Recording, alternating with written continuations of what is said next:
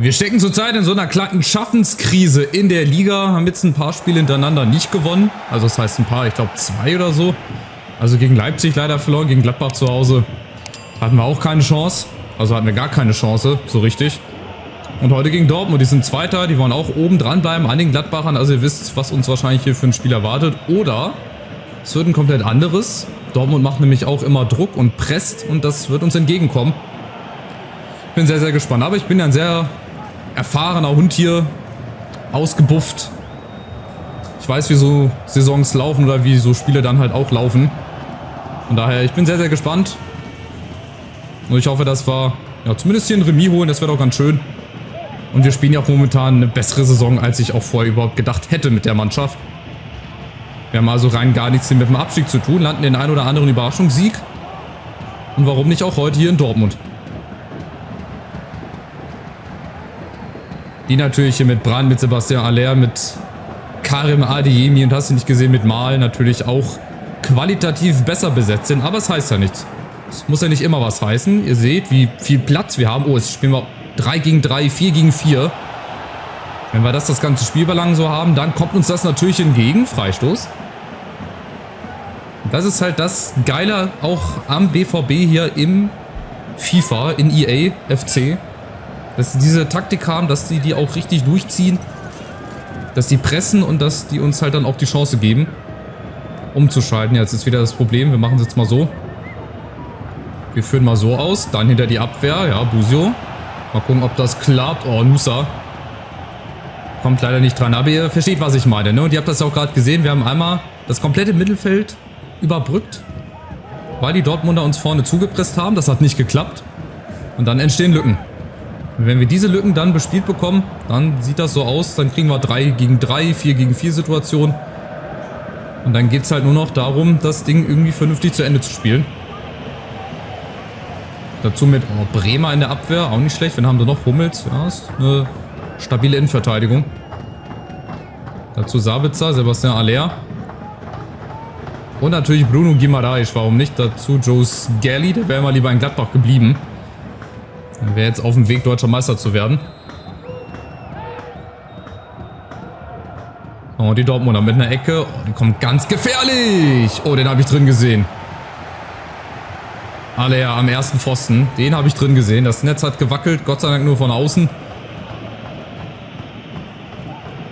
Und jetzt dasselbe Spielchen wie die Dortmunder laufen uns zu.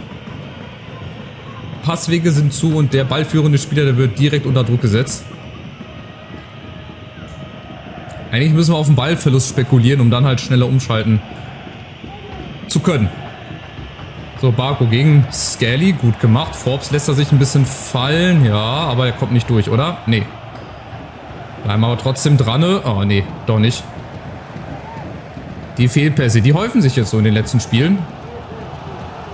Und auch so generell in unserem Spiel. Natürlich läuft da nicht alles 100% glatt und rund und fehlerfrei.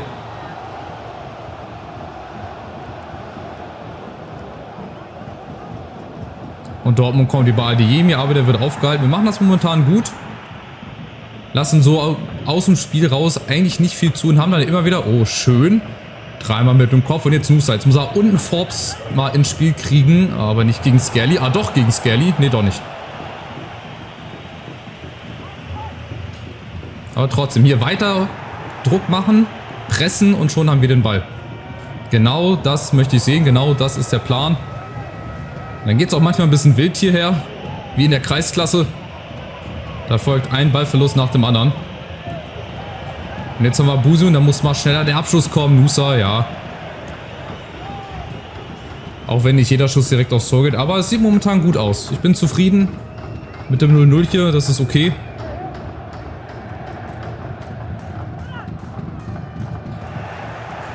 Und wir haben ja, oh, das könnte rot geben.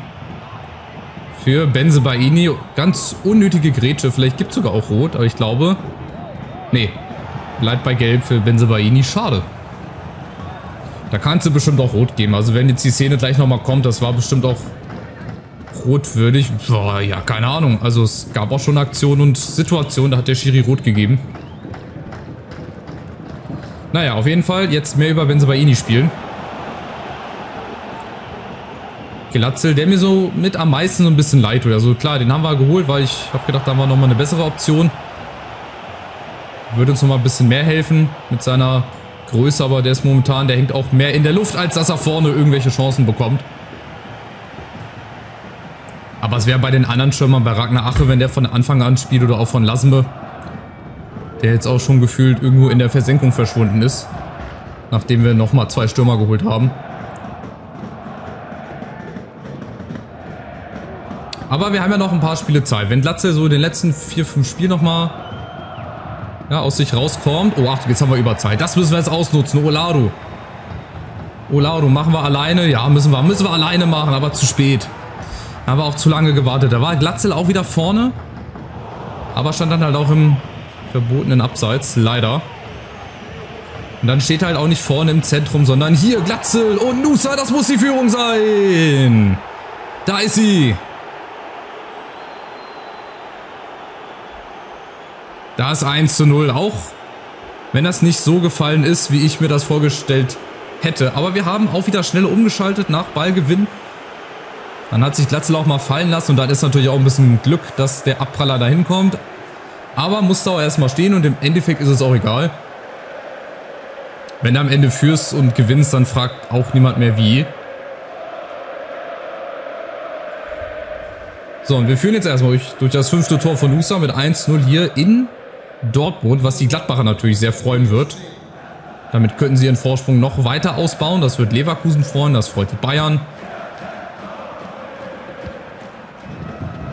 Heißt also, jetzt muss von Dortmund spätestens auch in Halbzeit 2 ein bisschen mehr nach vorne kommen. Und momentan, ihr seht, wenn wir pressen, haben die Chance auf den Ballgewinn. Oh, Olaru, unwiderstehlich. Der macht schon wieder ein richtig, richtig gutes Spiel. Also mit der Spieler der Saison. Oh, schade. Hätte noch mal ein bisschen was entstehen können. Na gut, ein paar Pfiffe sind zu hören. Heißt im Umkehrschluss, dass wir nicht so viel falsch machen. Auch wieder 5 Schüsse, fast 60% Ballbesitz. Ja, es läuft. Also auch dieses 4-3-3, jetzt wo ich sehe, diese flache Variante ist mal was anderes mit diesen 2 Flügelspielern. Die beiden, ja, Achter, wenn man so will. Also Serdar und Olaru, die auf der Außen spielen, die können dann auch sich immer wieder in die Lücken da reinschleichen. Und vor allem Olaru, also was der zuläuft, das ist ja krass. Wahnsinn. Für wenig Geld geholt, glaube ich, 6 oder 7 Millionen. Sehr aggressiv in den Zweikämpfen, hat auch einen guten Schuss. Hat schon ein paar Tore auch vorbereitet, also das ist auch ein Transfer. Olaru, den müssen wir mal beobachten, auch in den nächsten Spielen, wie der sich so entwickelt. Oder ob der halt auch schwächer wird, keine Ahnung. Jetzt kommt erstmal Adeyemi. Jetzt ist es wahrscheinlich ein Spiel auf ein Tor in der zweiten Halbzeit, Achtung. Dortmund, da kommt mit Wut im Bauch, Sabitzer. Achtung, erster Schuss und Obig. Hat bislang nicht viel zu tun bekommen, aber das, was er aufs Tor bekommen hat, das hat er bislang sehr, sehr gut gehalten.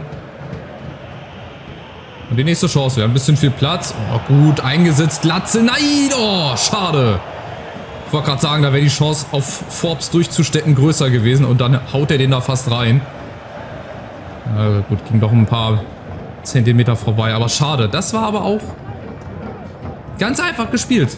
Auch mit Voice Crack. Ganz, ganz einfach von hinten raus. Braucht gar nicht viel Stationen. 1, 2 Stationen. Der Ball in die Tiefe und schon hast du die Chancen auch gegen Dortmund.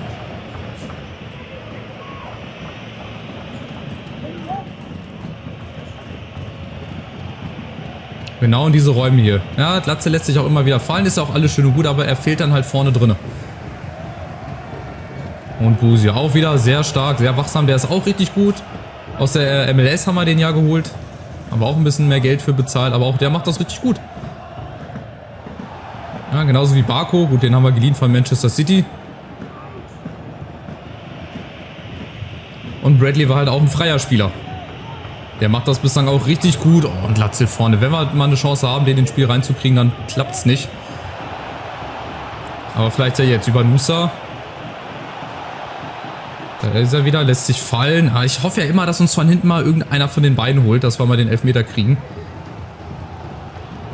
Aber so schlau ist dann doch die KI, dass er das dann doch nicht macht. Nächstes Spiel gegen Wolfsburg. Ist das schon Pokal? Das könnte auch DFB-Pokal sein. Da haben wir auch das Heimspiel gegen Wolfsburg. Nächste Chance. Schade, schade, schade. Aber ich will nicht immer Ragnar Acher reinbringen, weil es ist immer schade, wenn er dann ausgerechnet trifft und dann kannst du wieder sagen, oh, Glatzel nicht. Ich lasse die Mannschaft nochmal so. Das lässt sich ganz gut spielen. Und wenn das nächste Spiel dann wirklich gegen Wolfsburg Pokal ist, dann kann man ja auch nochmal durchtauschen. Dann kann man ja auch mal einen Ache von Anfang an bringen. Dann kann man auch mal Guzman von Anfang an bringen. Dann würde ich halt auch die Formation umstellen, dementsprechend. Jetzt kommt erstmal Glatzel mit der Chance durchzustecken. War ja richtig, aber er muss ankommen. Der muss dann halt ankommen. Achtung, Adeyemi gegen Brabeck.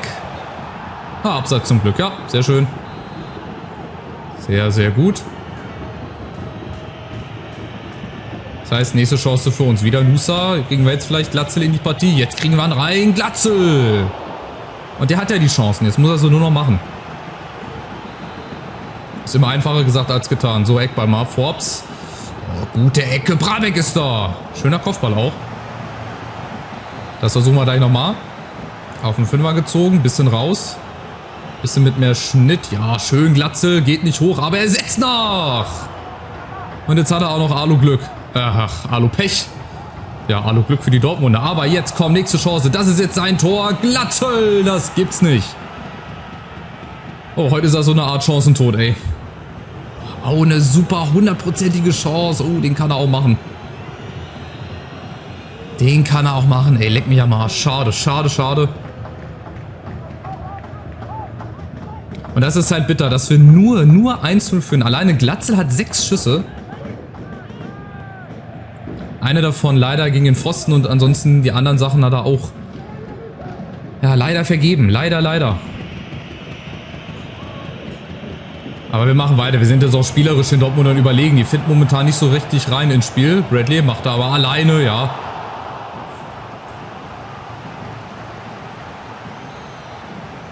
Und jetzt Serda von der anderen Seite. Macht mal dasselbe, was Forbes gemacht hat. Auch in Fünfer und dann weg vom Tor. Und jetzt ist er da. Glatzel und hinten. Achso, nicht. Ich dachte, der kommt auf Olaru. Da hat der Winkel ein bisschen verzerrt. Wir wechseln jetzt gleich nochmal. Wir bringen nochmal frische Kräfte, Geschwindigkeit. Heißt also ein Jinma und wahrscheinlich Rese. Barco Forbes. Der setzt nochmal nach. Komm, ich will, dass Latze jetzt ein Tor macht.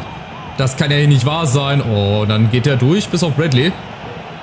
Bis auf Bradley und jetzt in der Mitte, da ist Glatze, da ist er. Oh, und jetzt kommt er nicht ran. Also, das Spiel ist nicht auf Glatze zugeschnitten. Hier, Bradley sehen wir gerade nochmal. Ah, nee, das war der Schuss. Aber ich lasse ihn vorne drin. Ich wechsle nur die Flügel aus. Bringe hier dann Jinma rein. Und vorne Glatze lasse ich nochmal. Komm. Das werden wir jetzt wohl nochmal irgendwie hinkriegen, in den letzten 13 Minuten, dem hier irgendein Ding aufzulegen. Der wird sich doch auch ein bisschen verarscht hier vorkommen. Aber genauso gut müssen wir hinten aufpassen. Da haben wir aber eigentlich bislang das Spiel gut im Griff. Ich will es jetzt nicht herbeirufen, wie ich das sonst auch häufiger gemacht habe. Schön.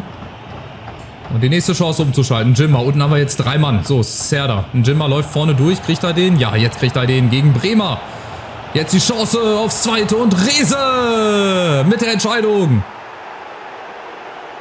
Ins leere Tor.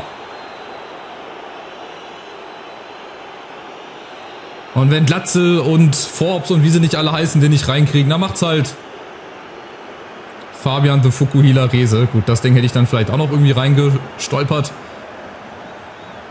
Aber auch da, genau wie beim ersten Tor, musste halt auch den Laufweg machen, da musste dann halt auch stehen. Und dann ist es auch wieder so typisch, dass es dann ausgerechnet gegen so eine Mannschaft wie Dortmund wieder klappt. Weißt du, vorher gegen Gladbach, wo du gefühlt gar keine Chance hattest, dann hast du gegen Leipzig so ein 50-50-Spiel. Das musst du nicht unbedingt verlieren. Also da kannst du auch mit ein bisschen Glück ein Remis holen. Und dann dominierst du die wieder gegen Dortmund. Also ich meine, in der zweiten Halbzeit waren die ja auch überhaupt nicht zu sehen vor dem Tor. Achtung, bis jetzt. Muss ja jetzt nicht nochmal schief laufen. Oder die letzten Minuten.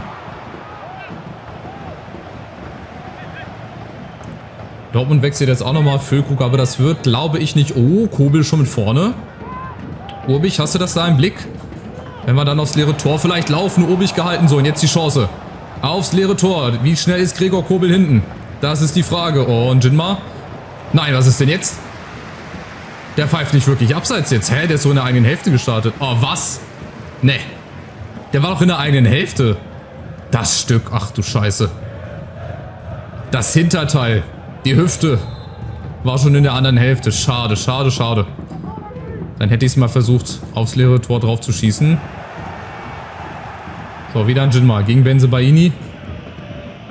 Mit Reze und da ist er wieder. Mit Glatzel, Barco läuft durch. Genau, auch das ist halt eine Stärke von Glatzel, dass er sich auch fallen lässt und dass er auch die Tore auflegt für die Kollegen. Barco und Jinma, drittes Tor. Also heute schießen wir mal kuriose Tore. Das dritte Tor, was wir im Prinzip einfach nur noch reinschieben müssen. Gut, das 1-0 war mit das schwierigste Tor von Nusa, aber jetzt die beiden anderen Tore. Das letzte dann vor allem ganz, ganz kurios. Da will Hummels klären, der fällt dann über Kobel drüber. Und Jinma winkt schon. Hat schon den Leuchtstab in der Hand und braucht den Ball eigentlich dann nur noch ins leere Tor schieben und zum 3-0. Und wir sind wieder zurück in der Erfolgsspur. Wahnsinn. Ein 3-0 beim Tabellenzweiten. Wie gesagt, das würde die Gladbacher jetzt natürlich freuen. Und noch ist nicht Schluss. Vielleicht darf Glatzel ja nochmal. Jetzt aber, komm, nächste Chance. Oh, wahrscheinlich letzte Chance. Okay, und dann die Flanke in den Rücken. Die war dann auch leider sehr, sehr bezeichnend für seine, ja, schlechte Chancenverwertung. Aber der macht auch nochmal Tore irgendwann. 3 Stück heute. Und Jinma, Nusa und Reze bringen uns zum Auswärtssieg. Und wir bleiben Sechster auf jeden Fall. Und mal gucken, wie die anderen gespielt haben. Vielleicht geht es ja für uns noch mal einen Platz nach oben. 15 Schüsse auch am Ende wieder. Wahnsinn. Und dass es halt ausgerechnet in so einem Spiel wieder klappt. Ja, krass. Nee, also ist hier Bundesligaspiel gegen Wolfsburg. Ich dachte, das wäre schon unser Pokalspiel. Jetzt gucken wir mal. Spielerchat. Ich glaube, mit mir wäre es gegen Dortmund besser gelaufen. Genau, mit dir hätten wir auf jeden Fall 4 Tore gemacht. 5 Tore, 6 Tore auf jeden Fall. Es war eine schwere Entscheidung. Also ich sag's nochmal, das muss ich auch ganz, ganz doll kritisieren, dass diese Spielerinterviews nach dem Spiel, lassen wir es von mir enttäuscht, ist ja auch total verständlich und völlig okay, aber dieses nicht realistische, also ich meine, wir haben ja gewonnen. Was hätten wir denn besser machen können mit ihm? Selbst wenn er gespielt hätte, wäre ja nicht die Garantie gewesen, dass wir gewonnen hätten, aber ihr versteht, was ich meine. Das ist manchmal sehr, sehr kurios. Und wir sind tatsächlich Fünfter. Weil Leipzig das letzte Spiel wahrscheinlich nicht gewonnen hat und jetzt auch Remis gespielt hat. Ah ne, die haben gegen Leverkusen Remis gespielt. Das war genau am selben Spieltag wie unser Sieg in Dortmund. Und Frankfurt hat ein bisschen federn lassen. Die haben ja gegen Hoffenheim verloren. Das heißt, wir haben jetzt 5 Punkte Vorsprung. Ein kleines Punktepolster nach oben hin. Na gut, da geht jetzt erstmal nicht viel. Obwohl, das kann auch ganz schnell wieder anders aussehen. Die Gladbacher sind weiterhin oben. Ich glaube tatsächlich, die ziehen durch. Ich glaube, die machen das Ding dieses Jahr, so wie das jetzt momentan ausschaut. Unten wird es für Schalke auch immer schwerer. Das sind jetzt schon 9 Punkte allein auf Platz 16. Das sind 3 Spiele. Wir haben zwar noch 11 Spieltage. Aber irgendwann müssen sie halt auch mal anfangen, ne, zu gewinnen. Wo ist Wolfsburg jetzt? 10. Ja, die müssen auch noch mal zusehen, dass sie gewinnen. Also sieht gut aus. Was ich mal machen kann, was mir jetzt so spontan einfällt, dass wir mal auf die Liga-Statistik, da gucke ich eigentlich so gut wie nie drauf, auf die Spielerstatistik, wer so die meisten Tore und so weiter hat, müsste ich auch mal viel häufiger machen. Also wir haben Sané mit 15 Toren, dann haben wir Honorar mit 13, dann haben wir Maximilian Bayer und Götze. 12 Tore, 11 Tore. Wo ist der erste von uns? Der erste von uns ist Lasme tatsächlich.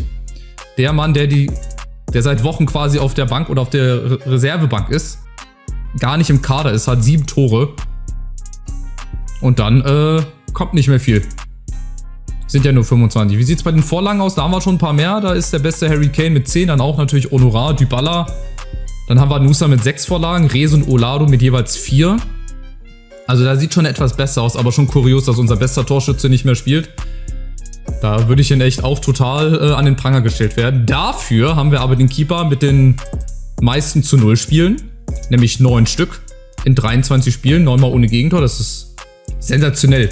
Deswegen stehen wir auch unter anderem da oben. Dann haben wir hier gelbe Karten, sind wir eigentlich selten mit dabei. Rot ist auch eigentlich so gut wie gar nicht. Also es gibt selten mal eine rote Karte für uns. Genau, so sieht es momentan aus. Läuft alles nach Plan. Ich weiß nicht, ob wir demnächst mal wieder ein Scouting-Update kriegen, aber ich muss hier nochmal drauf gucken. Wir stehen gut mit dabei und wir sind, glaube ich, ganz gut bedacht, wenn wir Platz 5 oder Platz 6 irgendwie verteidigt kriegen. Das sollte jetzt, glaube ich, unser Ziel sein, weil den Klassenerhalt, den haben wir jetzt auch rechnerisch, glaube ich, sicher. 17 Punkte. Ja, also, mein Gott, da brauchen wir nicht mehr großartig rechnen. Da wird nichts mehr passieren nach unten. Wir sind oben und da will ich auch bleiben. Also, und wir legen gegen Wolfsburg hoffentlich nach. Hoffentlich seid ihr wieder mit dabei. Lasst dafür gerne einen Daumen nach oben da. Kostenloses Abo und Aktiviert die Glocke, wenn ihr das nicht verpassen wollt. Bis dann, macht's gut. Ciao, ciao.